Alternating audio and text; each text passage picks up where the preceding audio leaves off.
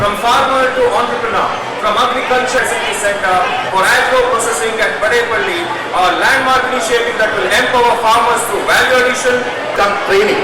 This is not merely a processing center, but it's a training center to demonstrate that farmers can become entrepreneurs, farmers can move up the value chain, and in that count, ಒಂದು ಜೋರಾದ ಚಪ್ಪಾಳೆ ನಿಮ್ಮೆಲ್ಲರ ಪರವಾಗಿ ಅವರು ಸನ್ಮಾನ್ಯ ವಿತ್ತ ಸಚಿವರನ್ನ ಅವರು ಸಹ ಹೊಂದಿದ್ದಾರೆ.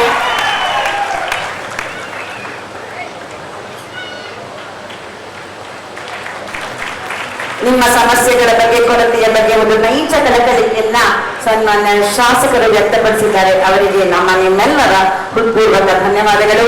ನಿಮ್ಮೆಲ್ಲರ ಪ್ರೀತಿಯ ದ್ಯೋತಕವನ್ನ ಸ್ವೀಕರಿಸಿದಂತಹ ಸನ್ಮಾನ್ಯ ವಿತ್ತ ಸಚಿವರಿಗೆ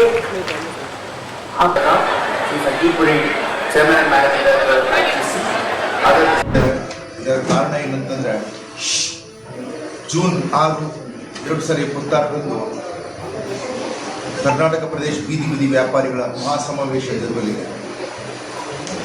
ಈ ಸಮಾವೇಶಕ್ಕೆ ನಮ್ಮ ಉಸ್ತುವಾರಿ ಮಂತ್ರಿಗಳಾದ ಡಾಕ್ಟರ್ ಶರಣಪ್ರಕಾಶ್ ಪಾಟೀಲ್ರು ಮತ್ತು ಬಹಳಷ್ಟು ಪ್ರಮುಖರು ಬರ್ತಾ ಇದ್ದಾರೆ. ಈ ಒಂದು ಬೀದಿ ಬದಿ ವ್ಯಾಪಾರಿಗಳ ಕಾರ್ಯಕ್ರಮ ಆಯೋಜಿಸೋ ಕಾರಣ ಏನಂತಂದರೆ, ನಮ್ಮ ಕಲ್ಯಾಣ ಕರ್ನಾಟಕ ಭಾಗದಲ್ಲಿ ಬೀದಿ ಬದಿ ವ್ಯಾಪಾರಿಗಳ ಒಂದು ಜೀವನೋಪಾಯ ಮತ್ತು ಅವರ ಒಂದು ಚಿಂತಾಜನಕವಾಗಿದೆ. ಅವರ ಬಗ್ಗೆ ಸರ್ಕಾರದಿಂದ ಏನಂತಂದರೆ 2014ರಲ್ಲಿ ಡಾಕ್ಟರ್ ಮನಮೋಹನ್ ಸಿಂಗ್ ಸರ್ಕಾರ ಅವರು ಈ ಬೀದಿ ಬದಿ ವ್ಯಾಪಾರಿಗಳ ಕಾಯ್ದೆಯನ್ನು ತಂದಿದ್ದರು. ಆ ಕಾಯ್ದೆ ಇನ್ನೂ ಅನುಷ್ಠಾನದಲ್ಲಿ ಬಂದಿಲ್ಲ. ಅದಕ್ಕಾಗಿ ಬೀದಿ ಬದಿ ವ್ಯಾಪಾರಿಗಳಿಗೆ ಸಂರಕ್ಷಣೆ ಬೇಕು. ಅವರಿಗೆ ಪೊಲೀಸರಿಂದಾಗಲಿ ಅಥವಾ ಮುನ್ಸಿಪಲ್ ಕಡೆಯಿಂದಾಗಲಿ ಯಾವುದೇ ತೊಂದರೆ ಆಗಬಾರ್ದು ಮತ್ತು ಬೀದಿ ಬದಿ ವ್ಯಾಪಾರಿಗಳಿಗೆ ಜೀವನ ಭದ್ರತೆ ಮತ್ತು ಅವರಿಗೆ ಎಲ್ಲ ಸೌಲಭ್ಯಗಳನ್ನು ಕೊಡಬೇಕು. ವೆಂಡಿಂಗ್ ಝೋನ್ ಮಾಡಬೇಕು. ಅವರಿಗೆ ಸರ್ಕಾರದಿಂದ ಸ್ವಾನಿಧಿ ಅಂತಕ್ಕಂಥ ಒಂದು ಲೋನ್ ಬರುತ್ತೆ, ಆ ಲೋನನ್ನು ಇಸ್ಕೊಡ್ಬೇಕು ಮತ್ತು ಸಾಕಷ್ಟು ಈ ಒಂದು ಸೌಲಭ್ಯಗಳು ಅವರಿಗೆ ಶೌಚಾಲಯಗಳು ಬೇಕು ಮತ್ತು ಈ TVC ಮೆಂಬರ್ ಮಾಡಬೇಕು, ಟೌನ್ ವೆಂಡಿಂಗ್ ಝೋನ್ ಫಾರ್ಮೇಷನ್ ಮಾಡಬೇಕು.